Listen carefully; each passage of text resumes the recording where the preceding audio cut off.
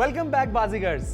इस चैप्टर में हम पोकर में डील किए जाने वाले सभी होल कार्ड्स की स्ट्रेंथ को समझेंगे और एक दूसरे के मुकाबले रैंक करेंगे। इससे आपको कौन से होल कार्ड्स को किस तरीके से खेलना है यह समझना आसान होगा।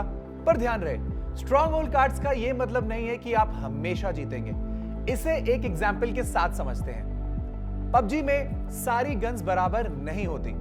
ग्रोजा एक बहुत ही स्ट्रॉन्ग गन है और वहीं वेक्टर एक वीक गन मानी जाती है। पबजी में हर गन की बाकी गन्स की तुलना में एक रैंकिंग होती है। कुछ गन्स बहुत ही स्ट्रॉन्ग होती हैं, कुछ गन्स एवरेज होती हैं और कुछ गन्स ऐसी होती हैं कि आप सोचते हो इससे अच्छा तो मैं पंच ही यूज कर लेता। होल कार्ड्स भी पोकर में ऐसे ही रैंक किए जाते हैं। पोकर के हर होल कार्ड कॉम्बिनेशन को बाकी हैंड से कंपेयर करके उनकी स्ट्रेंथ के बेसिस पर रैंक किया जा सकता है। कुछ होल कार्ड्स इतने अच्छे होते हैं कि उन्हें देखकर प्लेयर्स एक्साइटेड हो जाते हैं। कुछ होल कार्ड्स सिचुएशनली स्ट्रॉन्ग होते हैं और कुछ होल कार्ड्स को देखकर आपके अंदर का शार्क टैंक जाग जाता है और मन करता है कि कहें for that reason I am out. चलिए इन कैटेगरीज और इनमें आने वाले होल कार्ड्स के बारे में सीखते हैं। टेक्सास होल्डम में total 169 possible combinations of hole cards आपको डील किए जा सकते हैं। इन सब को ब्रॉडली 2 कैटेगरीज में डिवाइड किया जा सकता है, पेयर्ड होल कार्ड्स और अनपेयर्ड होल कार्ड्स।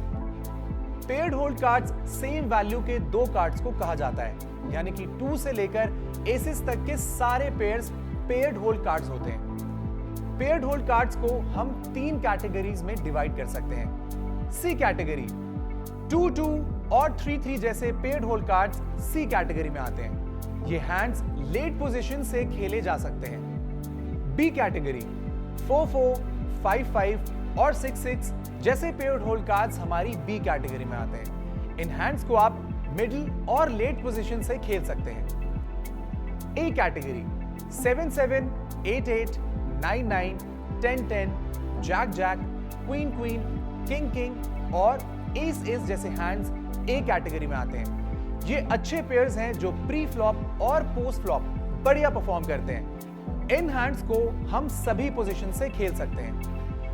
चलिए अब हम डील किए जाने वाले अनपेयर्ड होल कार्ड्स को रैंक कर लेते हैं। ए कैटेगरी में हमारे वो हैंड्स आते हैं जो सूटेड और कनेक्टेड होते हैं और जिनमें ब्रॉडवे कंपोनेंट होता है। ब्रॉडवे कंपोनेंट का मतलब होता है होल कार्ड्स में 10 या उससे हायर रैंक का कार्ड होना, यानी कि 10, जैक, क्वीन, किंग या एस होना। इस कैटेगरी में ace king suited, ace queen suited, ace jack suited, king queen suited, king jack suited जैसे हैंड्स आते हैं। ये हैंड्स बहुत स्ट्रॉन्ग होते हैं और ये हैंड्स पोस्ट फ्लॉप बहुत बड़े कॉम्बिनेशंस जैसे कि स्ट्रेट्स या फ्लशेस भी बना सकते हैं। बी कैटेगरी में वो हैंड्स आते हैं जो या तो सूटेड हो या कनेक्टेड। इन हैंड्स में ब्रॉडवे कंपोनेंट भी होना जरूरी है।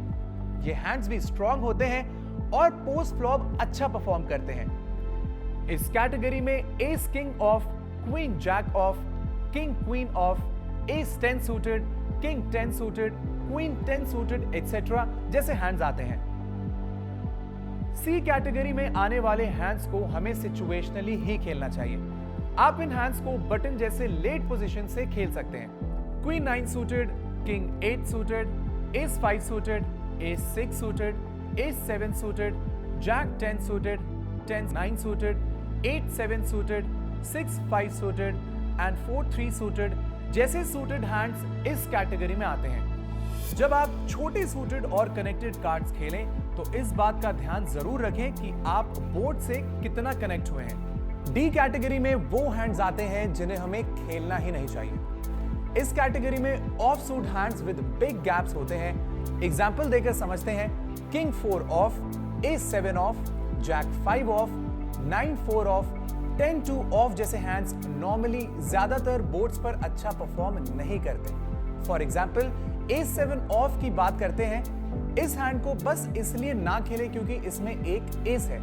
एक्सपीरियंस के साथ आप समझ जाएंगे कि ये एक अच्छा डिसीजन नहीं है। इसके कई रीजंस हैं। अगर आपका एस का पेयर लग गया तो भी आप बेटर किकर के एस पेयर से हार सकते हैं। अगर 7 का पेयर लग गया तो शायद आपका पेयर टॉप पेयर ही नहीं होगा। ये हैंड ऑफ सूट भी है तो इससे फ्लश बनाने का भी बहुत कम चांस होता है। इन सब रीजंस के कारण हमें ऐसे हैंड्स अवॉइड करने चाहिए। और इसी के साथ हमने अनपेयर्ड और पेयर्ड होल्ड कार्ड्स दोनों की स्ट्रेंथ लिस्ट बना ली है। वी होप अब आप समझ गए होंगे कि कौन से होल्ड कार्ड्स के साथ हमें खेलना चाहिए और कौन से होल्ड कार्ड्स हमें अवॉइड करने चाहिए। अब यह भी समझ गए होंगे कि होल्ड कार्ड्स को स्ट्रॉन्ग, एवरेज या वीक क्या बनाता है।